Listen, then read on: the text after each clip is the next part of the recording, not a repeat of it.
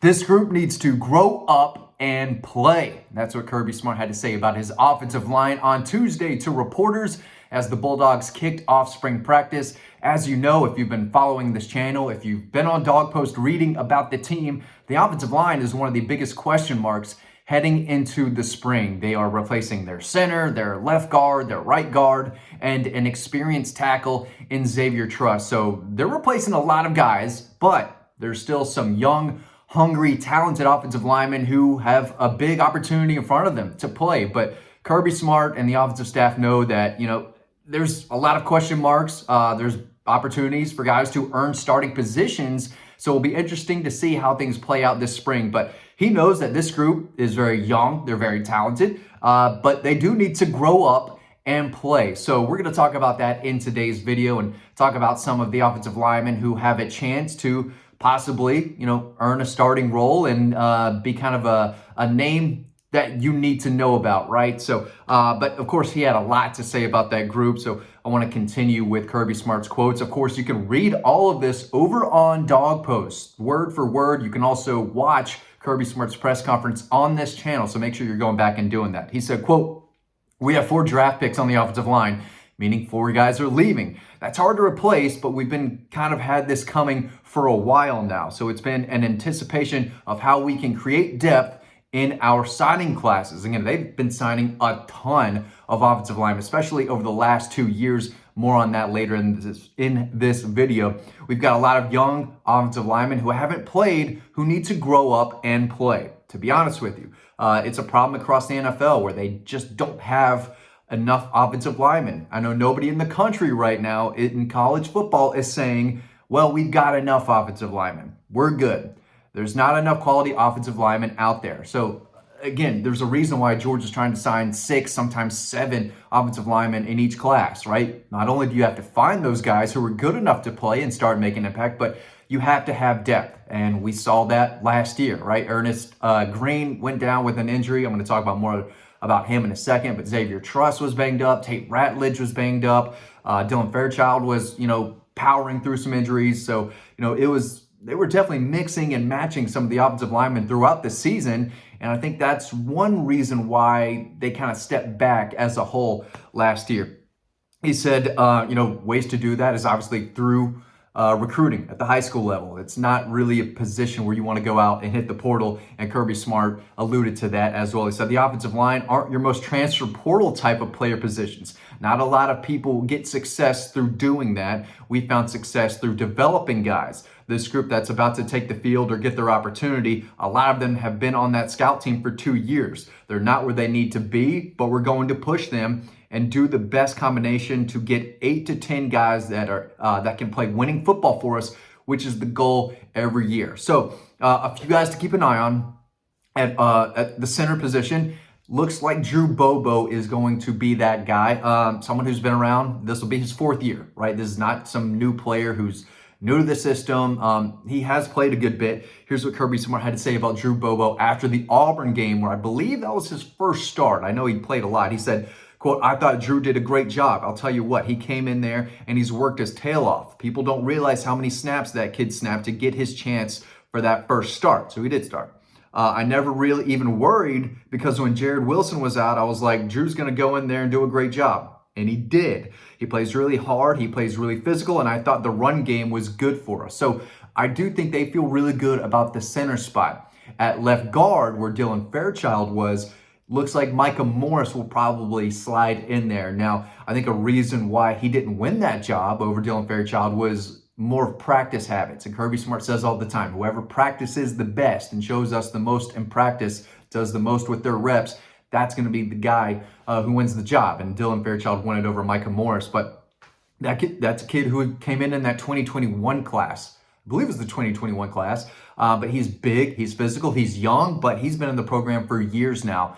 This is the year. It really needs to be for Micah Morris. So if his practice habits continue, I can see him sliding in there as that veteran and the guy with the experience. Let's see, I think I have it in my notes. Yeah, he played in 11 and 13 games last year, made 5 starts. So he's a guy who has played before, knows what he's doing. But but he's going to have to hold off guys like Daniel Calhoun and maybe Michael Ewing, a few other guys right behind him in those recruiting classes, because there's a lot of good ones. Juan Gaston Jr. is an incoming freshman who earned his 5th star. That's a guy who's going to push everyone in front of him. So yeah, there are plenty of guards who are, going to be looking for playing time. Marquise Easley is a kid that I think is really talented, really hungry. And a lot of these guys played tackle at the high school level and just dominated, but might move inside. So again, they're going to have to replace that right guard spot too. And Tate Ratledge, multi-year starter, damn good dog, right? A leader, a captain.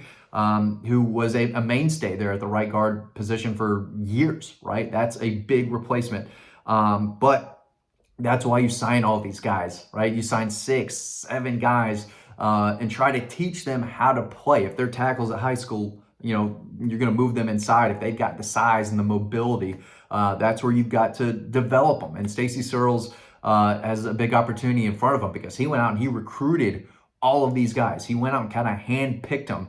And a lot of them have size. A lot of those kids, especially in that 24 class, came in heavy, needing to lose weight, and a lot of those guys have done a really good job of doing that. Left tackle, right tackle, one of the two is going to be probably Monroe Freeling, who had his ups and downs certainly last year. He's got a lot of potential, and the staff's really high on him, but safe to say he did not have his best game against Notre Dame. He got beat pretty good, and Kirby Smart said, I believe it was early in the season, I think against UMass, he came in and played a lot, had some jitters, right? But this will be year 3, right? And so if he can continue to develop, put on some more mass, more weight, he has the potential to take a big step forward. Now, is it at right tackle? Because Ernest Green, he's been a left tackle before, and he started there, and he's a guy who was banged up a good bit last year, and that's why Monroe Freeling had to move to that left tackle spot. But Ernest Green was in that 2022 class, so this will be his 4th year, and I expect him to be the starting left tackle. I mean, I don't see why he wouldn't be. He was the starting left tackle 2 years ago, and he was last year, got banged up, and now he's back for a 3rd season. That should be his job. Here's what he had to say about spring practice. He said, obviously, everyone here is talented, and they're here for a reason. So it's honestly just about making everyone's potential, whether it's, in the weight room or on the football field. Everyone's got to get better.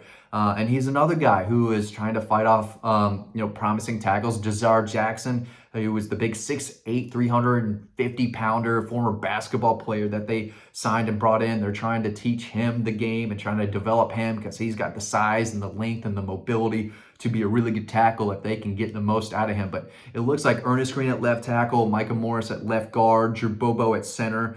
Right guard is up for grabs, and then right tackle, probably Monroe Freeling. But again, there's a lot of players, Nair Daniels, again, Marquise Easley, Daniel Calhoun, Michael Ewing, and others, among others, Jazar Jackson, like I just said 30 seconds ago. They're all coming in and wanting to learn. They're hungry for playing time now, so they're ready. They sat for a full year. A lot of them didn't play a ton, but these are guys that absolutely dominated at the high school level, and they're coming to Georgia to play. And you don't see a lot of offensive linemen hit the portal, but at some point, some of these guys, if they don't win these jobs, they might be looking that way. So everyone's got an opportunity in front of them, and we'll see if some of the freshmen can really open some eyes. That would surprise me just because of how many guys are ahead of them.